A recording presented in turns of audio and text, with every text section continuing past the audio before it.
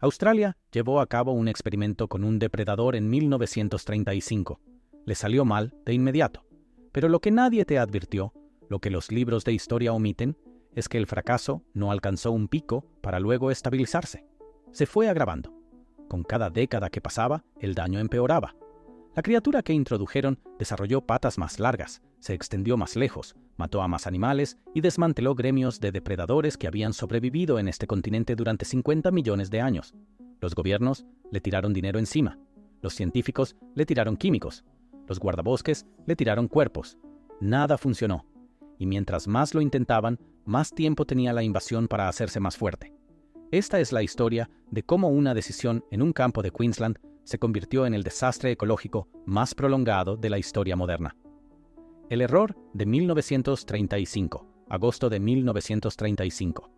La Oficina de Estaciones Experimentales de Azúcar en Queensland está mirando de frente un desastre financiero. Una especie de escarabajo de la caña de lomo gris está destrozando la cosecha de caña de azúcar, abriendo túneles a través de los sistemas de raíces, destruyendo campos enteros y arruinando a agricultores que no tenían otra fuente de ingresos. Alguien propone lo que suena como una solución elegante. Sapos de caña. En Sudamérica son depredadores documentados de insectos. Se han usado en Hawái y Puerto Rico con aparente éxito. La lógica es simple. Traerlos, soltarlos en los campos, dejar que la naturaleza se encargue. Y eso hacen. 101 sapos de caña son importados y liberados en los campos de caña de Queensland. La oficina lo aprueba. Los científicos lo respaldan. Nadie hace la pregunta difícil. ¿Qué pasa si no funciona? No funciona. Los escarabajos viven en lo alto de los tallos de caña, completamente fuera del alcance de cualquier depredador terrestre. Los sapos se quedan en el suelo. Nunca se comen un solo escarabajo. Toda la justificación del programa se evapora en una sola temporada. Pero a los sapos no les importa. A ellos les importa que Australia es cálida, húmeda en todos los lugares correctos y está repleta de comida que nunca antes habían encontrado. Insectos, ranas, lagartijas pequeñas, lombrices, cualquier cosa que les quepa en la boca. Y nada en Australia tiene la más mínima idea de qué hacer con ellos. Aquí es donde una mala decisión se convierte en una catástrofe continental. Una sola hembra de sapo de caña puede poner hasta 30.000 huevos por temporada de reproducción, no por año, por temporada, y se reproduce varias veces. Sin un solo depredador natural dispuesto a tocarlos, la población no crece. Detona. En unas pocas décadas, 101 sapos en un campo de Queensland se han convertido en un frente que abarca toda la costa norte de Australia, avanzando hacia el oeste, avanzando hacia el sur, devorando todo a su paso. En los primeros años se movían tal vez 30 kilómetros por año, lo suficientemente lento como para que nadie entrara en pánico. Ese fue el segundo error. Evolución en el frente de invasión. Nadie predijo lo que vino después. Los sapos no solo se estaban extendiendo, estaban mejorando en hacerlo. Aquí está la parte que convierte una mala situación en algo que genuinamente no tenía techo. Los individuos en el frente de la invasión, los que cubrían el mayor terreno nuevo, dejando atrás a cualquier competidor, estaban siendo seleccionados naturalmente por velocidad, resistencia y alcance. Generación tras generación, los sapos más rápidos llegaban más lejos. Los que llegaban más lejos se reproducían entre sí. Su descendencia heredaba la ventaja, y luego la descendencia de esa descendencia hacía lo mismo. Los científicos eventualmente lo midieron directamente. Los sapos en el frente de invasión tenían patas medibles más largas que sus ancestros de Queensland y mayor resistencia. La misma población que se movía 30 kilómetros al año en las primeras décadas, ahora empujaba 60 kilómetros al año y seguía acelerando. Estaban siendo esculpidos en tiempo real por la propia conquista para convertirse en conquistadores más rápidos, más fuertes y más eficientes. Este es el momento en que el título se gana su segunda mitad. No solo salió mal, empeoró con el tiempo, porque la cosa contra la que Australia estaba luchando no era estática. Cada año de intervención fallida era también un año en que la invasión se optimizaba a sí misma contra cada condición que Australia pudiera arrojarle, y traían un arma que el continente nunca había encontrado antes. Presionadas contra la piel de cada sapo de caña, hay glándulas parotoides cargadas de bufotoxina, un compuesto blanco lechoso que ataca las bombas de sodio-potasio dentro de las células del músculo cardíaco. Cuando un depredador muerde un sapo de caña, la toxina entra por la boca y apaga el corazón. No lentamente, en cuestión de minutos. Serpientes, lagartos, varanos de agua dulce que habían sido depredadores ápice en este continente durante 50 millones de años, muertos en minutos por una sola mordida a algo del tamaño del puño de un hombre. Las poblaciones de Quoll, feroces marsupiales cazadores del tamaño de un gato, colapsaron en más del 90% en las regiones afectadas. Las poblaciones de varanos desaparecieron de territorios que habían ocupado desde antes de que existieran humanos en Australia. Incluso grandes cocodrilos de agua salada fueron encontrados muertos, con sapos a medio tragar aún atorados en sus mandíbulas. Todo el gremio depredador del norte de Australia estaba siendo desmantelado metódicamente, temporada tras temporada, territorio tras territorio, con una consistencia que ningún programa de sacrificio podía interrumpir y ninguna barrera podía redirigir. Lo intentaron todo. Eventos masivos de sacrificio, barreras físicas, programas de trampeo, investigación de feromonas, disuasivos químicos, propuestas de intervención genética que nunca salieron de la etapa de planificación. Nada funcionó. No puedes combatir a una población de cientos de millones con manos humanas y cubos de plástico. Durante décadas, genuinamente parecía que no había respuesta. El silencio en la orilla.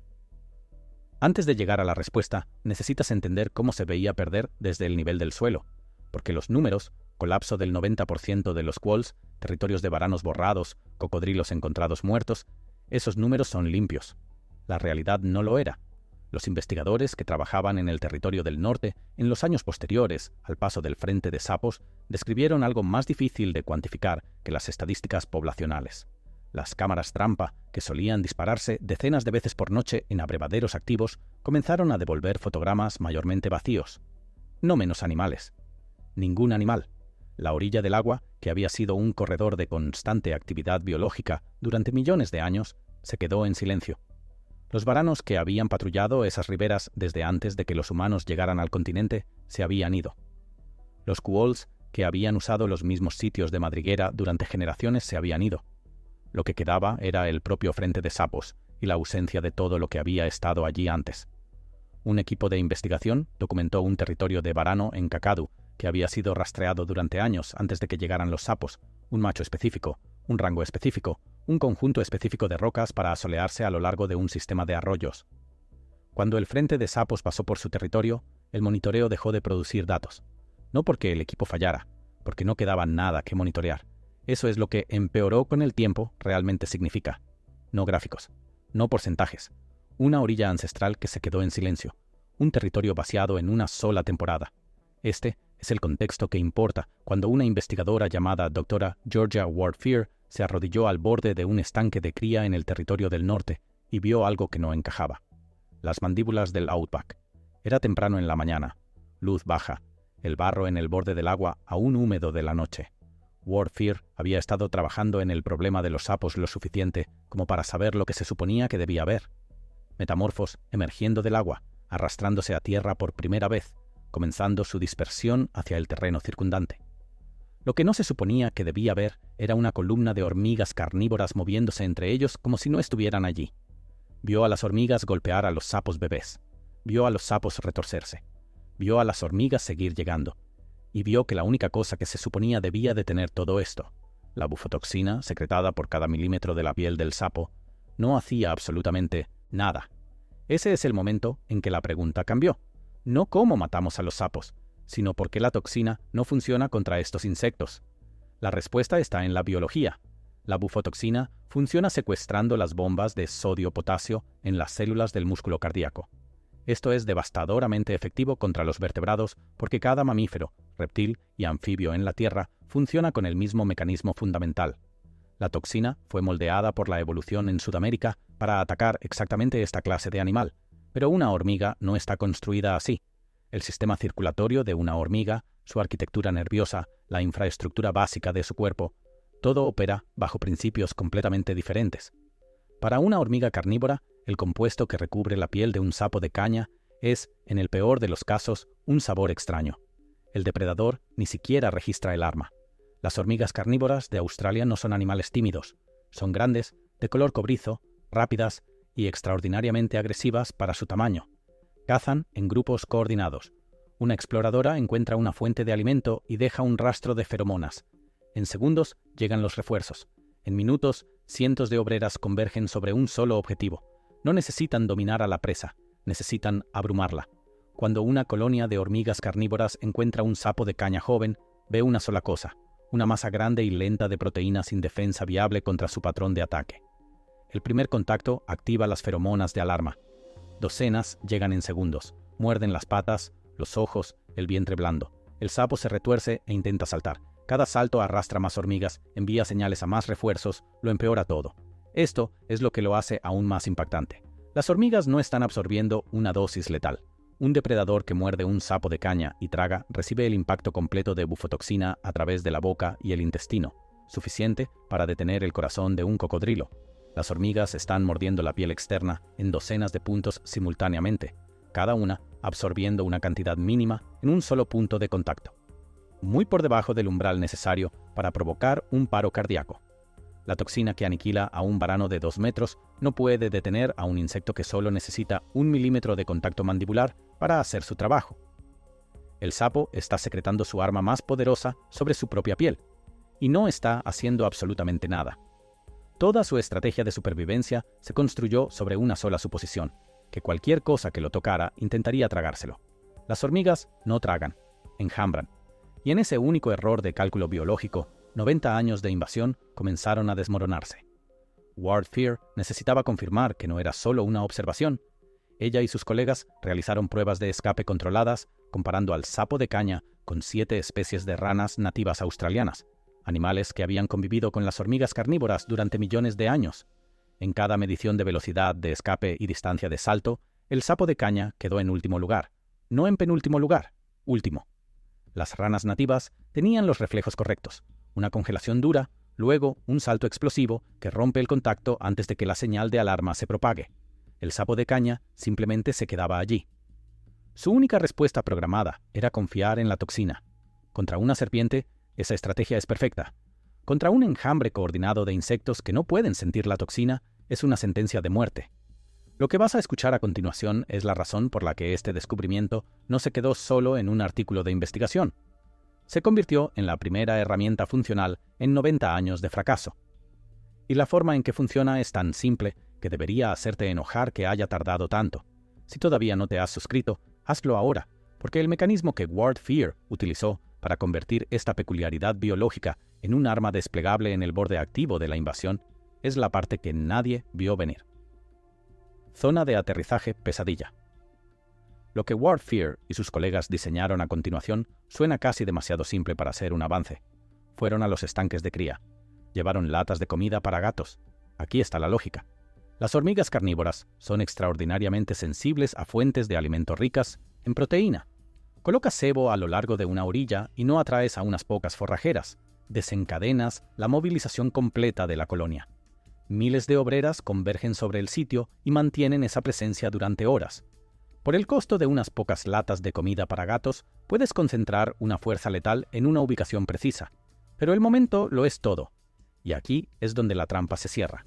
Cuando un renacuajo de sapo de caña alcanza la etapa de metamorfo, cuando le brotan las patas, pierde sus branquias y se convierte en un pequeño sapo terrestre, enfrenta de inmediato un conjunto brutal de presiones compitiendo entre sí. Tiene que dejar el agua. Sus branquias se han ido, pero su piel aún no se ha endurecido, así que no puede aventurarse en suelo seco sin desecarse. Eso lo atrapa en una franja estrecha de barro húmedo justo en el borde del agua, la zona de aterrizaje, apiñado junto con miles de sus hermanos, todos exhaustos por la metamorfosis, todos moviéndose a su velocidad absolutamente más lenta. Luego, empeora. Los sapos de caña adultos son caníbales. Si los metamorfos se quedan cerca del agua, los adultos se los comerán. Así que los bebés se ven forzados a salir durante las horas de luz, cuando la actividad de los adultos cerca del agua es menor. Horas de luz. La zona de aterrizaje. Animales exhaustos del tamaño de una uña apiñados en el barro. Las hormigas carnívoras están más activas durante las horas de luz. Piensa en lo que esa convergencia realmente significa.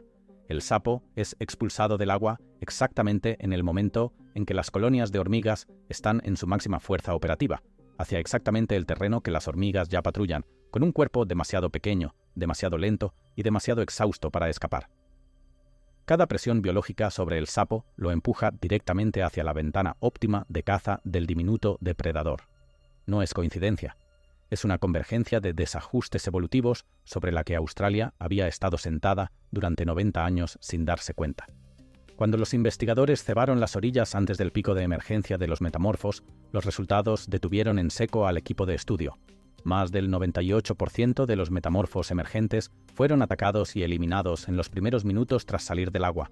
No la mayoría, no solo los lentos, 98%. En algunos sitios de prueba, toda la cohorte de una temporada de cría, decenas de miles de animales, fue eliminada de un solo estanque antes de que un solo individuo llegara a la adultez. Cada uno de esos animales era una futura hembra con 30.000 huevos por temporada. Cada uno de ellos era un nodo en la red de expansión de la invasión. Y cada uno fue eliminado por un depredador que no cuesta nada desplegar, no requiere laboratorio, no causa contaminación química y ya estaba allí. Entonces, ¿por qué las hormigas no hacían esto por sí solas? La lógica brutal de la naturaleza. Esto es lo que nadie te dice sobre los ecosistemas. No se arreglan solos en un cronograma que funcione para la especie que está siendo destruida. La vulnerabilidad del sapo de caña ante las hormigas carnívoras no es un defecto en su diseño. Es la consecuencia de ser una criatura optimizada para un continente y depositada sin previo aviso en otro. Todo lo que el sapo hace, la quietud, la toxina, la postura lenta y confiada, evolucionó en Sudamérica, donde la presión depredadora que enfrentaba provenía casi enteramente de vertebrados tratando de tragárselo entero. Serpientes que atacan y engullen, aves que agarran y tragan, mamíferos que muerden. Para todos ellos, la estrategia es perfecta. Quédate quieto, confía en la toxina, no desperdicies energía corriendo. Australia introdujo un tipo de depredador que el sapo nunca había encontrado. Altamente organizados, activos durante el día, insectos sociales atacando de afuera hacia adentro, en números demasiado grandes para que una sola dosis de veneno importe. El sapo no sabe cómo huir de esto. Su respuesta neural ante una amenaza es congelarse, hincharse y secretar toxina. Las tres respuestas son precisamente erróneas contra un enjambre. Congelarse lo convierte en un blanco fijo. Secretar toxina sobre su piel solo recubre la superficie que las hormigas ya están mordiendo. Y aquí está la trampa adicional que lo sella. El terreno a lo largo de la orilla en gran parte del territorio del norte está fuertemente revuelto por los cascos del ganado. Barro seco, huellas de cascos, crestas que se desmoronan. Para un humano, terreno accidentado. Para un metamorfo del tamaño de una uña, cada huella de casco es un cráter del que no puede salir. Los investigadores encontraron una correlación directa y medible. Cuanto más accidentado el terreno, mayor la mortalidad de los sapos. Incluso antes de que lleguen las hormigas, los sapos caen y se quedan allí inmovilizados mientras la colonia se aproxima. Mientras tanto, las ranas nativas que comparten los mismos estanques están bien. Pregúntate por qué eso importa. Incluso en sitios fuertemente cebados con poblaciones de hormigas significativamente elevadas, la mortalidad de ranas nativas no mostró un aumento significativo. El mismo reflejo de escape que las llevó a través de millones de años de presión por hormigas sigue funcionando. Ven a las hormigas, dan un salto fuerte y se han ido. Las hormigas carnívoras están actuando como un filtro biológico, eliminando a la especie sin los reflejos correctos y dejando intactas a las nativas. El ecosistema ya estaba intentando hacer esto. Simplemente no tenía suficiente fuerza concentrada en el momento crítico. Las hormigas carnívoras aparecían en cada estanque de cría en el norte de Australia. Estaban matando metamorfos, solo que no en números lo suficientemente grandes, lo suficientemente concentrados, en el momento preciso en que se podía hacer el máximo daño. La comida para gatos no creó la solución, amplificó una que ya estaba funcionando. No necesitas arreglar todo el continente para cambiar el resultado. Solo necesitas estar en el estanque correcto, con el cebo correcto, en la semana correcta de la temporada. Líneas finales de batalla. Antes de que alguien llame a esto una victoria, hay que tener una conversación. Los investigadores que dirigen este programa son los primeros en tenerla. La historia de la intervención ecológica en Australia no es un registro que invite a la confianza. El propio sapo de caña es el ejemplo más famoso de lo que sucede cuando introduces una solución biológica sin analizar a fondo los números del fracaso. Así que cuando los científicos hablan de concentrar deliberadamente una especie nativa para suprimir a otra, la primera pregunta es siempre la misma. ¿Cuáles son los efectos de segundo orden? Las hormigas carnívoras son nativas. Eso importa. No son un elemento extranjero siendo introducido. Son una parte existente del sistema siendo modulada en los márgenes. Pero nativa no significa inofensiva en cualquier densidad.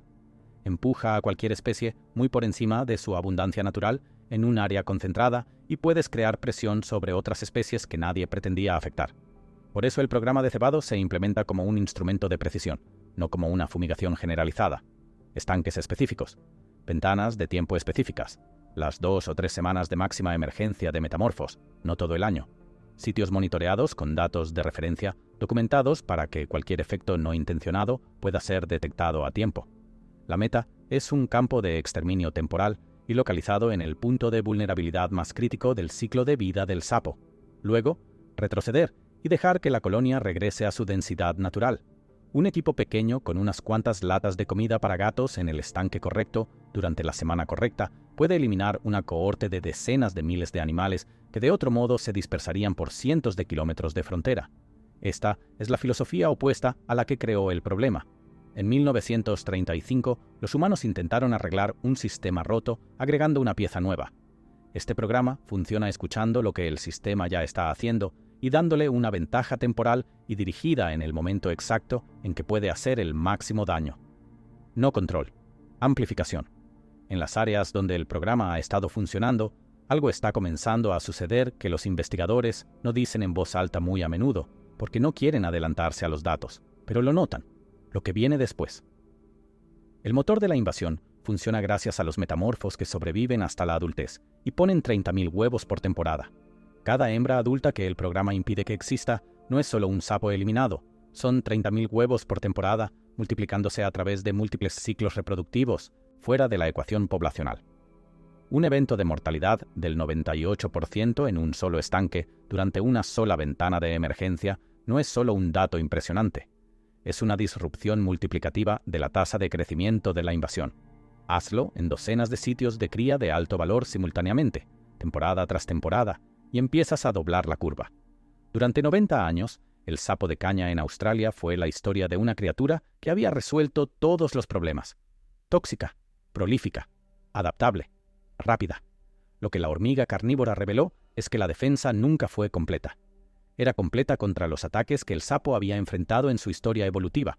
La bufotoxina es una obra maestra contra los depredadores vertebrados, contra un enjambre coordinado de insectos operando de afuera hacia adentro, demasiado numerosos para envenenar, demasiado pequeños para que les importe una sola dosis, es absolutamente inútil. El sapo trajo un arma a una guerra donde el arma no funciona. No tenía respaldo.